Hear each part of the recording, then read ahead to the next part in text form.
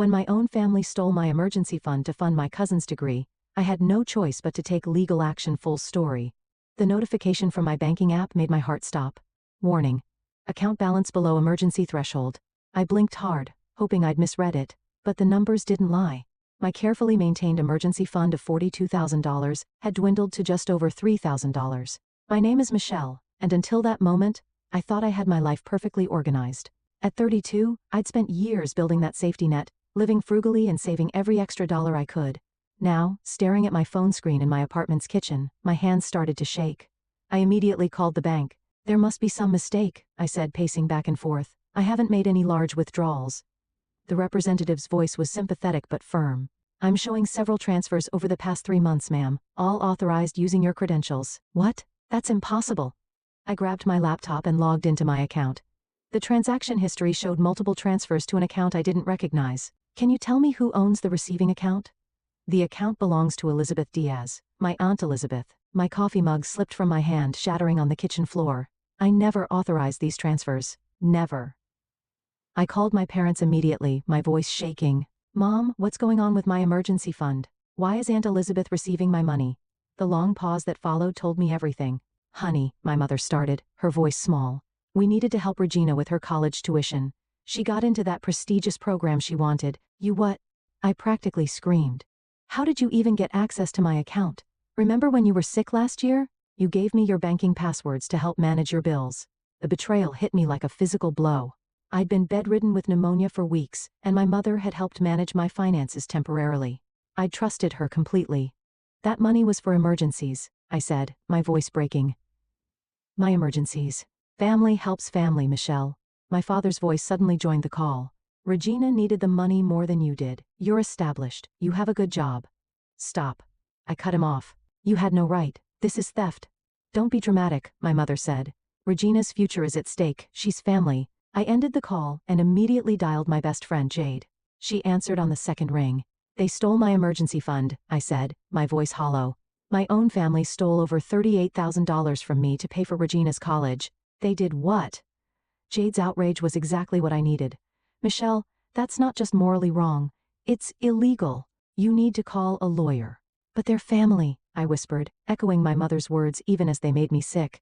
Family doesn't steal from family, Jade said firmly. Listen to me. If you don't take action now, they'll never respect your boundaries. They'll keep taking and taking. My phone buzzed with a text from Regina. Please understand, cousin. This opportunity means everything to me. Mom and Aunt said you'd want to help. I threw my phone onto the couch. They didn't even ask me, Jade. They just took it. Like, I didn't matter. Like, all my hard work meant nothing. Then make them understand it matters, Jade said. I have a number for a good family lawyer. His name is Nigel. Want me to set up a meeting?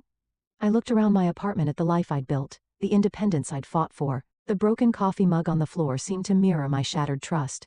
Yes, I said finally, my voice stronger. Set it up. I'm done being the family ATM. Another text buzzed through, this time from my brother Kelvin. Mom and Dad told me what happened. They're saying you're overreacting. What are you going to do? I typed back what I have to do.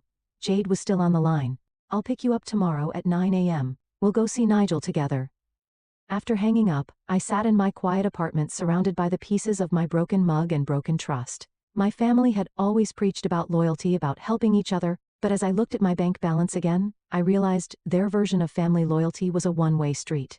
My phone kept buzzing with messages from various family members, all trying to justify the theft, all trying to make me feel guilty for being upset. I turned it off. Tomorrow, I would see a lawyer. Tomorrow, I would start fighting back. But tonight, I allowed myself to cry for the family I thought I had, and for the harsh reality of who they really were. Jade's car pulled into the law office parking lot exactly at 8:55 a.m.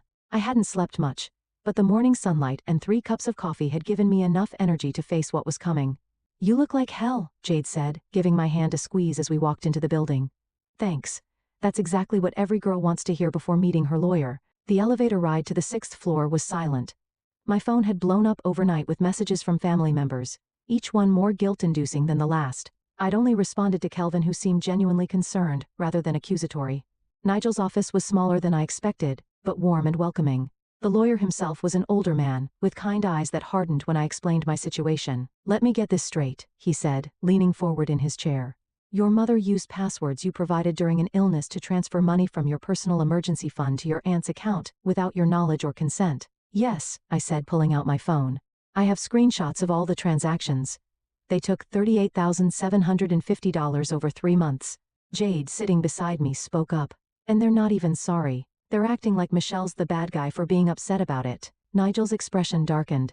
This is a clear case of financial fraud, regardless of family ties. However, he paused, looking at me carefully. Are you prepared for what pursuing legal action against your family might mean? What do you mean? Family court cases can get ugly, very ugly, especially when money's involved. Your relatives might say things, do things that can't be taken back. Are you ready for that? I thought about my mother's dismissive tone, my father's assumption that my hard work meant less than Regina's dreams, and my aunt's entitled silence through it all. They already crossed a line that can't be uncrossed, I said firmly. I want my money back. Nigel nodded, pulling out some forms. Then let's begin. We'll start with, my phone buzzed. Regina's name flashed on the screen. Take it, Nigel said. It might be relevant. I answered, putting it on speaker. Regina? Michelle, please. Her voice cracked. I heard you're meeting with a lawyer. You can't do this to me, to us. I'm about to start my 2nd semester, and if you make Mom return the money, I'll have to drop out. That's not my problem, Regina. You should have thought about that before accepting stolen money. I didn't know, she protested. Mom and Aunt said you agreed to help. I only found out the truth yesterday when everything blew up. I looked at Nigel, who was taking notes. Whether you knew or not doesn't change anything. That money was my safety net, but I'm so close to my dreams. Regina's voice turned desperate.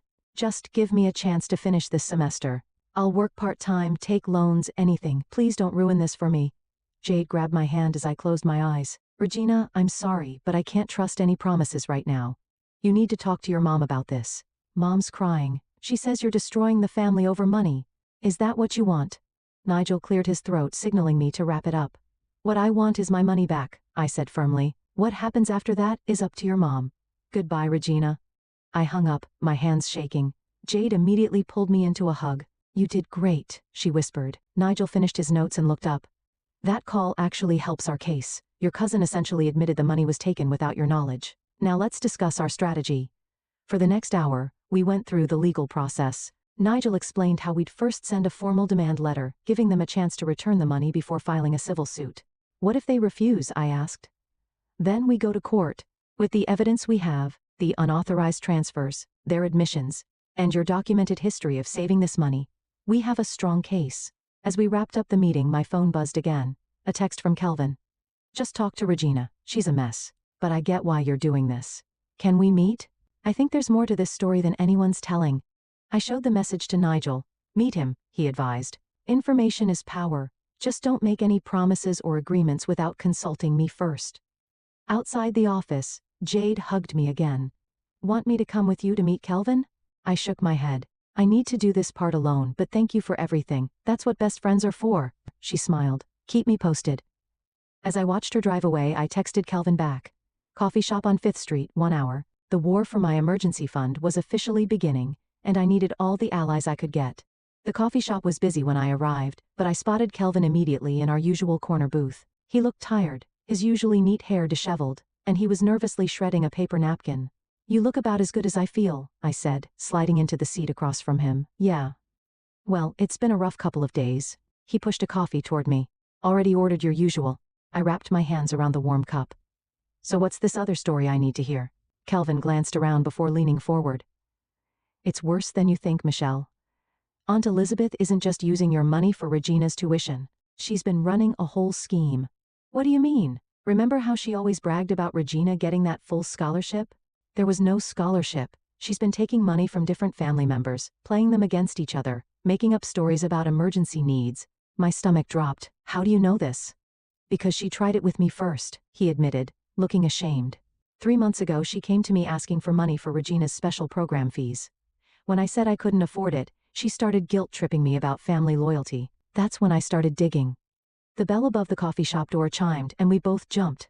It was just another customer, but Kelvin's paranoia was starting to make sense. How many others? I asked. At least 3 cousins and Uncle Rob. Each thinks they're the only one helping. Each got a different story. He pulled out his phone and showed me a series of messages. Look at these texts, from Aunt Elizabeth to our cousin Sarah. She told her Regina needed money for medical bills. I scrolled through the messages, my anger building. Does Regina know about all this? I don't think so. Not everything, but he hesitated. But what? She's not as innocent as she pretends. I overheard her and Aunt Elizabeth arguing last week.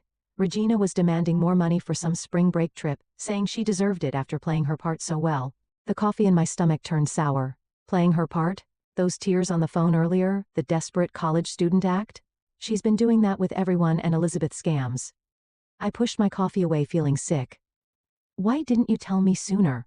I was gathering evidence, he said, pulling out a USB drive, bank statements, text messages, recordings of conversations. I was planning to confront Aunt Elizabeth myself, but then this happened with your money, and he slid the drive across the table. I think your lawyer could use this. The bell chimed again. This time Regina walked in. She froze when she saw us, then straightened her shoulders and marched over. Having a nice family meeting without me? She asked, her voice dripping with sarcasm. Sit down, Regina, I said coldly. We need to talk about your acting career. Her face paled slightly, but she sat. I don't know what you mean.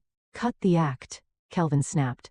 We know about the fake scholarship, the multiple stories, the spring break demands, all of it. Regina's facade cracked. You don't understand the pressure I'm under. Mom's been planning my whole life since I was born. The right school, the right program, the right connections. Do you know what it's like to have your entire future mapped out by someone else? So you decided to help her steal from your family? I asked. I didn't steal anything. I just played along, made things easier. Mom said everyone was happy to help, that it was all arranged. Happy to help? I pulled up my bank statement. Does this look arranged to you? They drained my emergency fund without even asking. Regina's eyes widened at the numbers. I didn't know it was that much. Mom said it was just a few thousand from each person. Well, she lied, Kelvin said. Just like she lied about everything else. Regina's lower lip trembled, but this time I could see the calculation behind it. What are you going to do? I'm going to get my money back, I said firmly. And now, thanks to Kelvin, I can help everyone else get their money back too. You'll destroy Mom, Regina whispered. No, Regina. Your mom destroyed herself when she decided to steal from her family. Regina stood up abruptly, her chair scraping against the floor. I won't help you hurt her, I can't. As she stormed out, Kelvin turned to me. What now? I picked up the USB drive. Now we take this to Nigel, and then we call a family meeting. All the cousins, Uncle Rob, everyone. It's time they knew the truth. It's going to get ugly, he warned. It already is ugly, I said standing up, but at least now we can fight back with the truth. Nigel's office was crowded with family members 2 days later. Uncle Rob paced by the window while our cousins Sarah and Marcus sat rigidly on the small couch. Kelvin stood beside me, his presence reassuring as we waited for Nigel to finish reviewing the evidence. This is extensive, Nigel said, looking up from his computer. The systematic nature of these deceptions changes everything. What do you mean? Sarah asked, her voice small.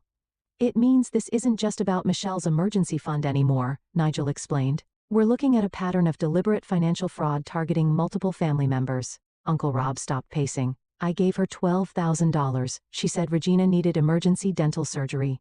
She told me it was for special academic counseling, Marcus added. Another $8,000. And I gave her $15,000 for supposed medical bills, Sarah whispered.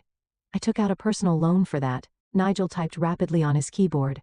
That brings the total to over $73,000, not including Michelle's $38,000. The room fell silent as the number sank in. Over $100,000 stolen from family through elaborate lies.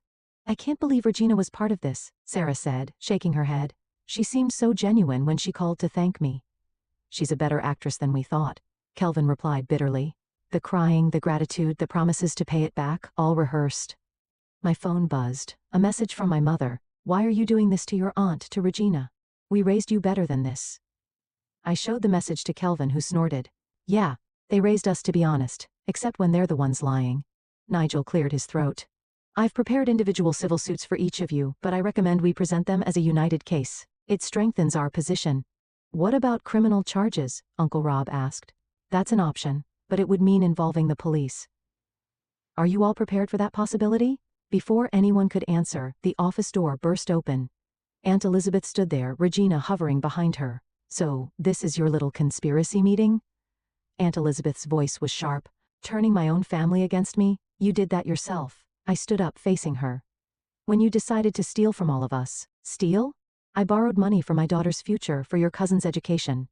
Then why lie? Sarah demanded, finding her voice. Why make up different stories for each of us? Regina stepped forward. Mom, what is she talking about? Don't act innocent now, Kelvin snapped. We have proof you were in on it. Regina, Nigel intervened calmly. Would you like to see the evidence? The multiple stories, the different amounts, your recorded conversations about playing your part? Regina's face crumpled. Mom, you said everyone knew. You said they all agreed. Of course, they agreed, Aunt Elizabeth shouted. They just didn't know they were agreeing, but it was for you, baby. Everything was for you. I never wanted this, Regina whispered. Not like this. Nigel stood up. Mrs. Diaz, I suggest you leave now and contact your own lawyer. We'll be filing our suits this afternoon. You wouldn't dare, Aunt Elizabeth hissed. We're family. Family doesn't steal from family. I quoted my mother's words back at her. Isn't that what you always taught us? Regina suddenly turned to her mother. How much? How much did you take from everyone? It doesn't matter. Over $100,000, Marcus cut in. That's how much your mother stole from us. Regina staggered back like she'd been slapped. 100,000. Mom, what have you done?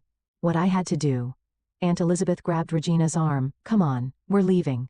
These people clearly don't understand family loyalty. But Regina pulled away. No, I'm not going anywhere with you.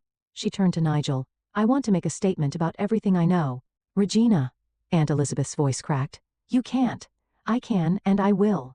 Regina's voice was steady for the first time. I'm tired of the lies, Mom. Tired of being your excuse. As Aunt Elizabeth fled the office, Regina sat down heavily in an empty chair. I'll tell you everything. How she planned it, who else she targeted, all of it. Nigel pulled out a fresh legal pad. Start from the beginning. I looked around the room at Sarah wiping away tears, at Marcus staring at his hands, at Uncle Rob finally sitting down exhausted, at Kelvin standing strong beside me, at Regina, preparing to confess everything. This wasn't how family was supposed to be. But maybe through all this pain and betrayal, we could build something stronger, something honest. Okay, Regina took a deep breath. It started 2 years ago when Mom first found out about the college program. The courthouse mediation room felt too small for the tension it contained. I sat between Kelvin and Jade, facing Aunt Elizabeth and her lawyer across the table. Regina had chosen to sit at the end, belonging to neither side anymore. Before we begin, the mediator said, I want to remind everyone that this is an attempt to resolve this matter without going to trial. Mrs. Diaz has requested this meeting to propose a settlement. Aunt Elizabeth's lawyer, a sharp-faced woman named Miss Peters, cleared her throat. My client is prepared to offer a payment plan to resolve this unfortunate misunderstanding. Misunderstanding, Jade muttered under her breath. I squeezed her hand to keep her quiet.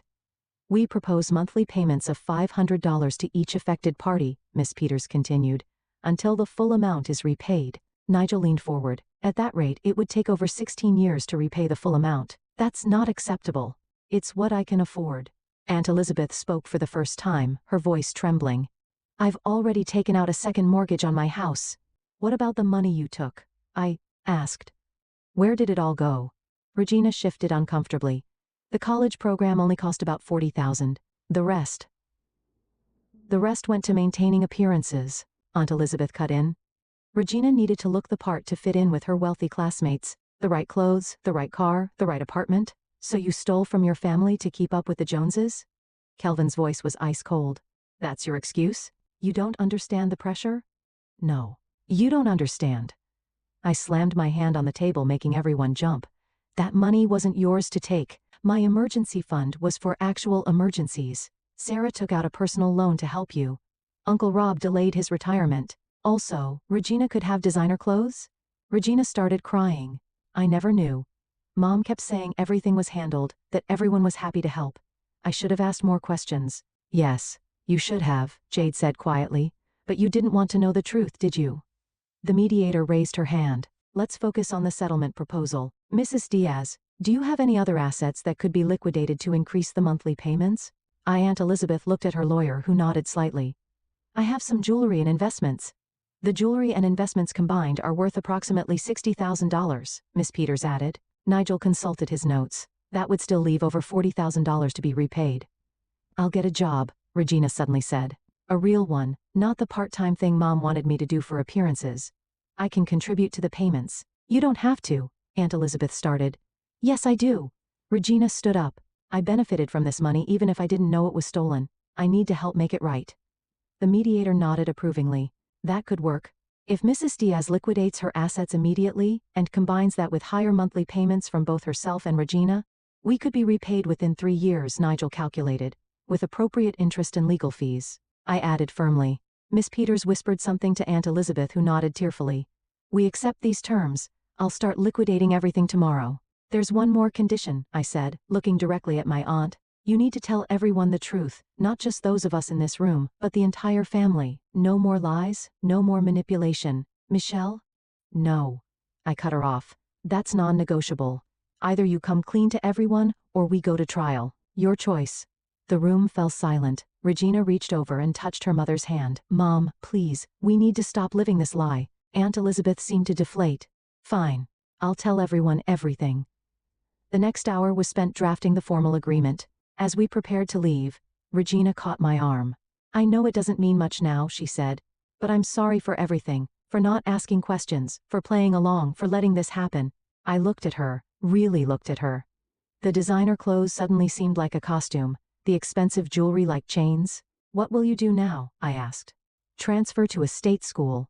Get a real job. Start living in the real world instead of Mom's fantasy. She managed a weak smile.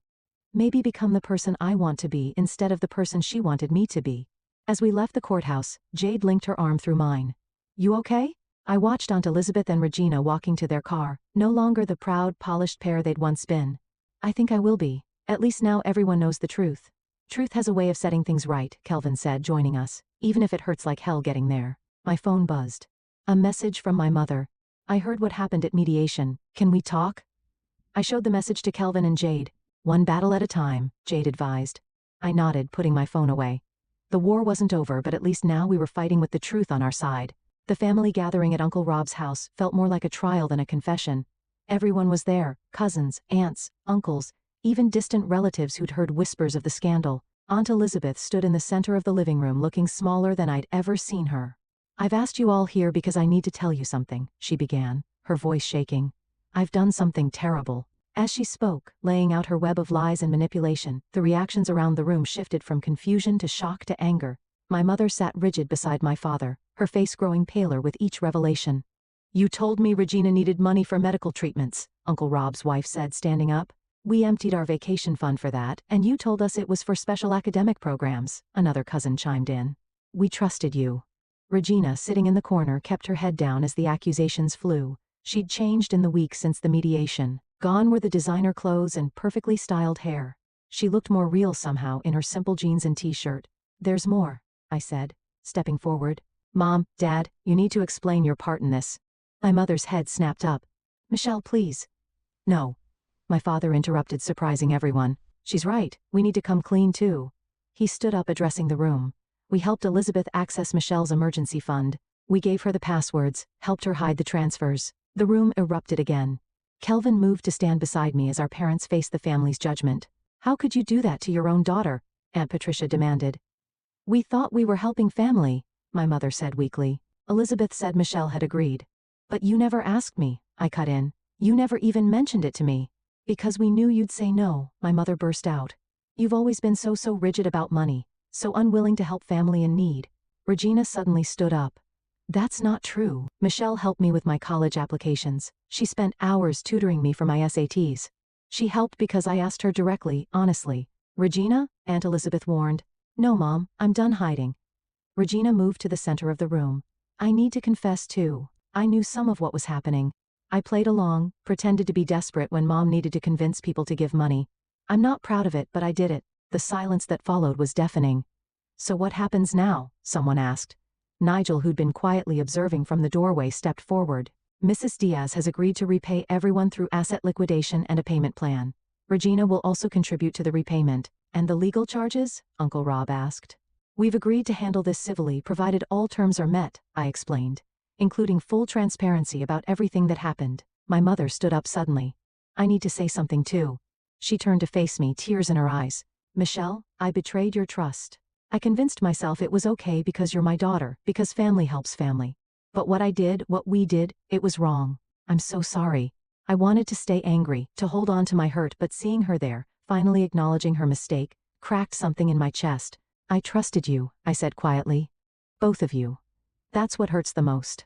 We know, my father said, moving to stand beside my mother. We'd like to make it right. We've decided to sell our vacation property to help repay your emergency fund. Aunt Elizabeth's head snapped up. The lake house? But that's been in the family for generations. And family helps family, my father said firmly, using her own words against her, the right way this time. Regina walked over to me. I start my new job tomorrow. It's just waiting tables, but it's honest work, and I've enrolled in community college for next semester. Good for you, I said, meaning it. The rest of the evening was a blur of tears, accusations, and eventually, tentative steps toward reconciliation. As family members began to leave, each stopping to hug me or whisper apologies, Kelvin nudged my shoulder. Look, he said, pointing to where Regina and my mother were talking quietly in the corner. Think they'll be okay? Eventually, I said. Once they learn to live in reality instead of fantasy. Jade, who'd been my silent support throughout the evening, squeezed my hand. You did it. You stood up for yourself and made them face the truth. We did it. I corrected her, including Kelvin in my glance. I couldn't have done this alone. As we left Uncle Rob's house, I felt lighter somehow. The money wasn't all back yet. The trust wasn't fully rebuilt, but at least now everything was in the open. Sometimes I realized that's where healing has to start. 3 months after the family confession, I sat in Nigel's office reviewing the repayment progress. The first wave of restitution had come through. Proceeds from Aunt Elizabeth's jewelry sales and my parents' lake house. The numbers are looking good, Nigel said, sliding a document across his desk. Your emergency fund is almost halfway restored. I scanned the figures, noting the regular deposits from both Regina and Aunt Elizabeth's wages. True to her word, Regina had taken a job waiting tables, and was working double shifts to contribute more. Have you heard from your parents lately? Nigel asked, closing his laptop. They come over for dinner once a week now. It's different. Better in some ways, harder in others. I traced the edge of the paper. At least they're trying. A knock at the door interrupted us. Jade poked her head in. Sorry I'm late. Traffic was awful. Perfect timing, Nigel said. We were just discussing the latest developments, including this. He pulled out another document, and Elizabeth is requesting a meeting. My stomach tightened. Why? She says she has something important to tell everyone. She wants all affected family members present. The last family meeting went so well, I muttered but nodded. When? Tomorrow afternoon. I've already contacted everyone else. The next day, I arrived at Nigel's office to find it even more crowded than before. Uncle Rob and his wife sat near the window, while Sarah and Marcus took their usual spots on the couch. My parents stood awkwardly near the door, and Regina sat alone in a corner wearing her waitress uniform. She'd come straight from her shift. Aunt Elizabeth entered last, looking years older than she had just months ago. She carried a large envelope. Thank you all for coming, she said, her voice rough. I've sold my house. The room went silent. What? Regina stood up. Mom, where will you live? I'm moving into a small apartment. The house sale will cover most of the remaining restitution. She opened the envelope and handed papers to Nigel. The closing is next week. My mother stepped forward. Elizabeth, you don't have to. Yes, I do. Aunt Elizabeth cut her off. I've spent my whole life pretending to be something I'm not, pushing Regina to live up to impossible standards and hurting the people who truly cared about me. It's time to face reality. Regina moved to her mother's side. I'll help with the apartment rent. Between my waitressing jobs and the barista position I just got, we can make it work. You should focus on your studies, Aunt Elizabeth protested. I am. Community college is affordable, and I'm learning more there than I ever did trying to keep up appearances at that expensive university. Nigel reviewed the house sale documents. With this, everyone could be repaid within the month rather than over 3 years. That's what I want, Aunt Elizabeth said firmly. A clean slate, no more debts, no more lies. Uncle Rob cleared his throat. What about your retirement? I'll keep working. Maybe it's time I learned the value of honest work like my daughter has. I watched Regina squeeze her mother's hand, saw the genuine pride in Aunt Elizabeth's eyes as she looked at her daughter in her simple work uniform. Something had shifted between them. Something real had replaced the shallow perfection they'd once pursued. There's one more thing. Aunt Elizabeth turned to me. Michelle, I owe you the biggest apology. I took advantage of your parents' trust in me, manipulated them into betraying you. I was so focused on maintaining appearances that I destroyed the real relationships in my life. We all owed Michelle an apology, my father added, and a debt that goes beyond money. I felt Jade's hand on my shoulder, steadying me as always. The money was important, I said carefully, but the trust was worth more. That's what really needed to be repaid. And has it? Aunt Elizabeth asked softly. Even a little? I looked around the room at Regina working honest jobs to make amends. At my parents trying to rebuild our relationship one dinner at a time, at Aunt Elizabeth selling her precious house to make things right. It's getting there, I said, day by day. Nigel spent the next hour processing the house sale paperwork. As everyone prepared to leave, Regina caught up with me. I'm serving at the diner on 5th Street now, she said. If you ever want coffee, real coffee, not the overpriced stuff I used to insist on, stop by. I smiled. I might do that. Outside, Jade linked arms with me. You okay? Yeah, I said, watching my family members disperse. All of them changed. All of them a little more real than they'd been 3 months ago.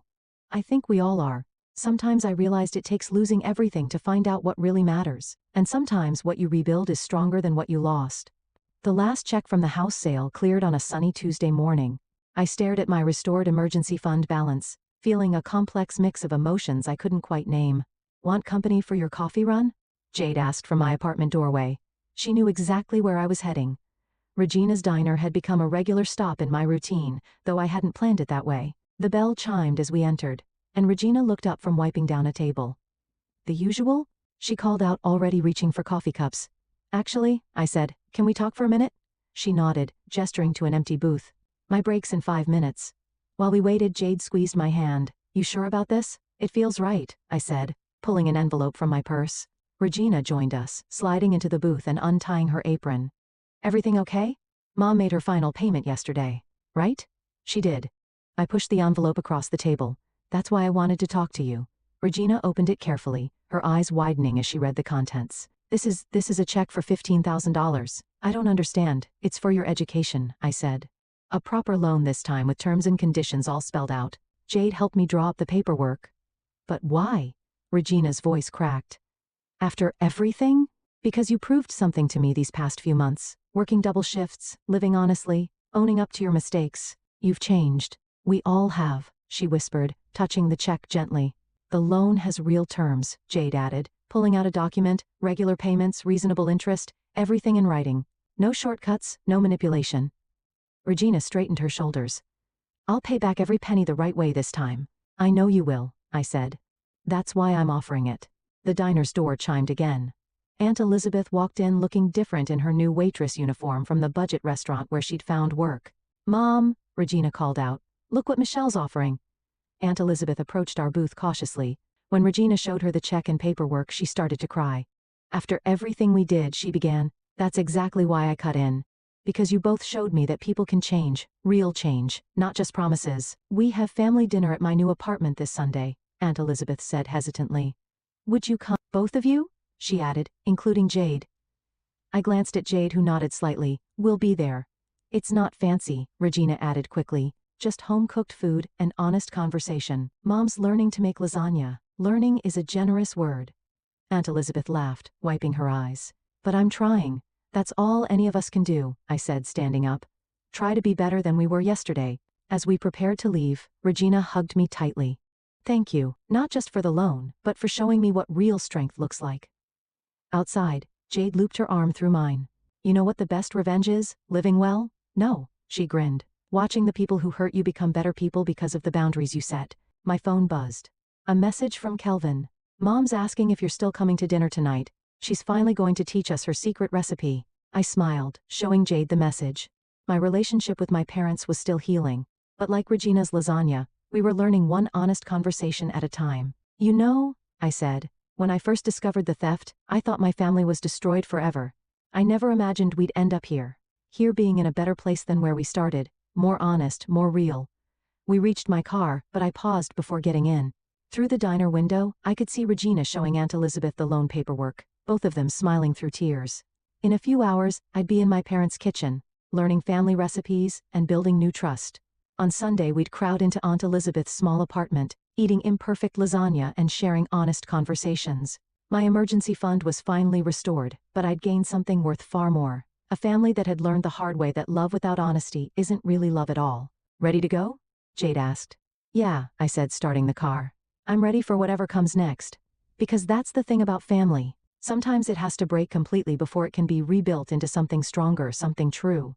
And sometimes the deepest wounds, when healed properly, leave us with the greatest strength. I pulled away from the curb, leaving the diner behind, but carrying its lessons forward. The future wasn't certain, but at least now it was real, and that made all the difference.